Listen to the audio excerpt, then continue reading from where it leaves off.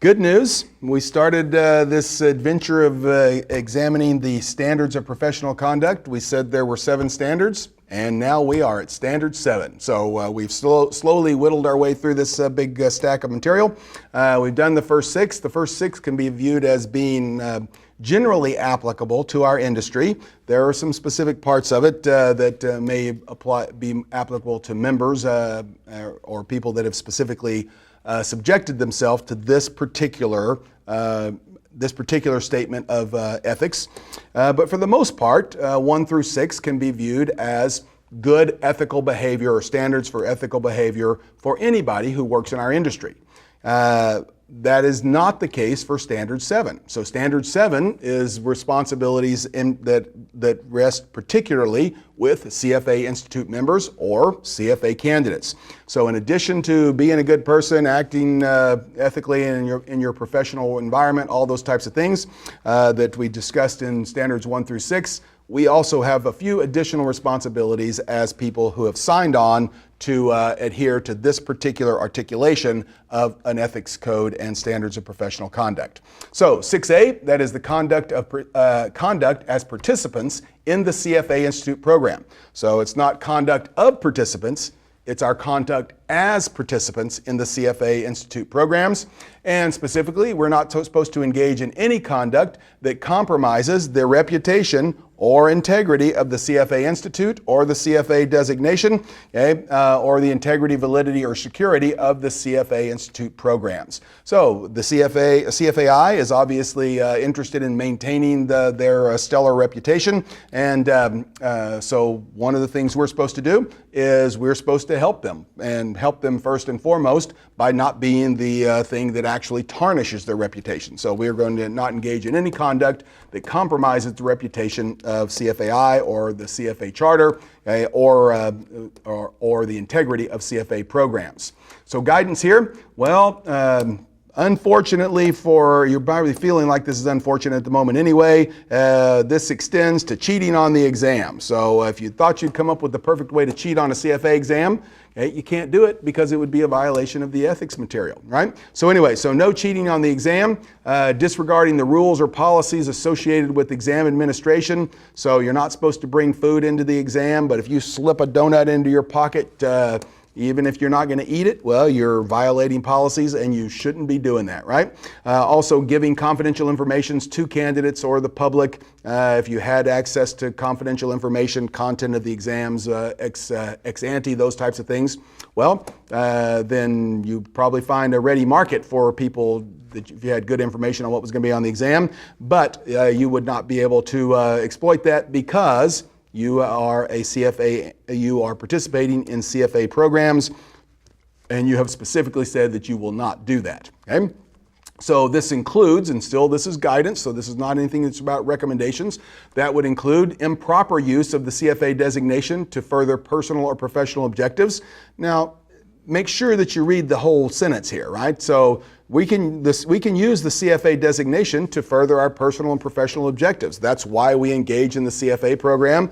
What they're referring to here is improper use, right? And we'll get to talk a little bit more about what improper might be. But basically, you can't make claims that are not factual about what it means to participate in a CFA program or to be a charter holder, okay? And you can't misrepresent to the CFA Institute, misrepresent anything to the CFA Institute Professional Development Program or the Professional Conduct Statement. So in other words, every year I get an email from CFAI, I pay my dues, okay, and I have to fill out a statement about Professional Development Program, and that's a voluntary, continuing ed program. I almost always meet the requirements just because of the nature of my day job as a college professor.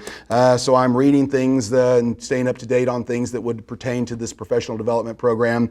So I easily clear that hurdle, but I have to declare that each year. And I also have to sign my PCS, my professional conduct statement that says I am still a good person. So, and if I were not a good person, it probably wouldn't bother me to say I was a good person. But anyway, every year I have to attest to the fact that I am living up to the professional standards set forth and articulated in the code and standards and summarized in the professional conduct statement that I have to sign. So, and also under guidance, there is specific things I cannot disclose. So formulas tested or not tested on the exam.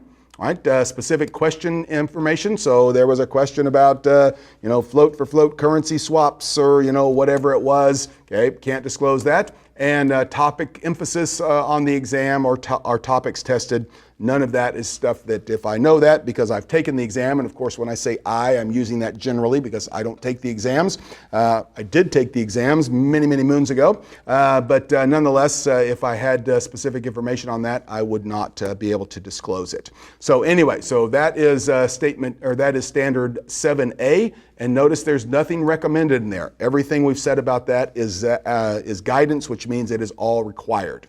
What about 7B? This is reference to the CFA Institute, the CFA designation, or the CFA program. And this is the current material is actually lightened up a little bit about how we do this. But when we're referring to CFAI, membership, designation, or candidacy, we can't misrepresent, okay, or exaggerate the meaning or implications of membership in CFAI or holding the charter or our candidacy in the CFA program. You are welcome and encouraged, in fact, to use the CFA designation once you receive the charter, and provided you're an active member, you can make factual statements about what you went through, what the process was like, those types of things, but you can't say, I am a CFA charter holder, therefore, okay, I am one, a really sexy man, and two, I can earn superior returns on any portfolio. So that would be exaggerating or misrepresenting what it means. So for our institute and CFA, for our membership in the CFA Institute, okay, again, we have to complete our professional conduct statement. We have to pay our membership dues, and if we don't, then our membership will go to inactive status, and we're not supposed to use the marks CFA or our certified financial analyst after our name or anything like that. So, there's also, if you're interested and probably too far away to worry about, but once you retire, I think there's a status where you can say, well, I used to be a CFA, but I'm not practicing, but even I'm far enough from retirement and I'm like as old as dirt, so you don't have to worry about that. Anyway, and it's not directly mentioned here, so don't worry about it. Anyway, so what about guidance here in terms of how we reference the program or the charter? So we can use the marks, Chartered Financial Analyst or CFA, in a manner that does not misrepresent or exaggerate the meaning or implications. So that's fine. Then, in fact, I think the Institute can generally be credited with encouraging people who have worked hard and have been, met all the requirements to receive the charter. Yeah, to put CFA after your name on your business card, right? So, but putting it in flashing lights and saying that it means something that it doesn't, okay, that would be a violation. In reference to the program, you can reference your participation in the program. So you can say, I am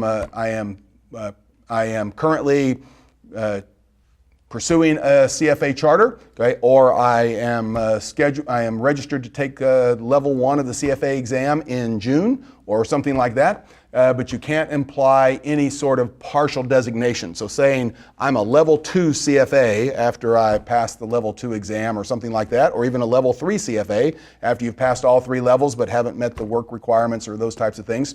There's no partial designation. You are either a CFA charter holder, okay, or you are one of the huddled masses. Okay, so you can't imply any partial designation. So it's okay to make factual statements. That is, I passed all 3 on the first attempt. I have passed level 2. As you could even, I suppose, make factual statements about, in conjunction with passing the level 2 exam, I had studied a broad curriculum that involved economics, quant analysis, and derivatives. Okay, so those would all be factual statements. Those are fine, but you cannot imply partial designation, and you cannot insinuate that would say that you have superior abilities, those types of things. everybody knows that if you're a CFA charter holder, you have superior abilities. You don't have to say it, so let it speak for itself is the point. Okay, and then finally here, at long last, our last slide in the code and standards. Okay, so recommended procedures, make sure that your employer is aware of proper references to the CFA designation and CFA candidacy. So you don't want to have your employer saying, well, you know, 4 of our analysts are charter holders and another 2 of them are level 2 CFAs or something like that. So make sure that your employer is aware of how they're supposed to reference the program and you know, that they can't exaggerate the meaning and those types of things as well. So that is Standard 7B. That is also the final part of the standards here. So we are done. We've taken this journey. It's taken us a couple of hours. And on your part, likely many cups of coffee, perhaps some Adderall, something along those lines to stay awake. It's not particularly fascinating material. However, it is an important part of the exam. It's a significant component at all 3 levels. And this, the code and standards, if you haven't made the connection yet, is tested at all 3 levels. So this is something that is worthwhile to learn in a fundamental sense. It helps you avoid potential unethical behavior because you hadn't thought through something very well. But also in terms of taking the exam, this becomes important as this is, there's going to be lots of points associated with this over the entire course of your studies for the charter.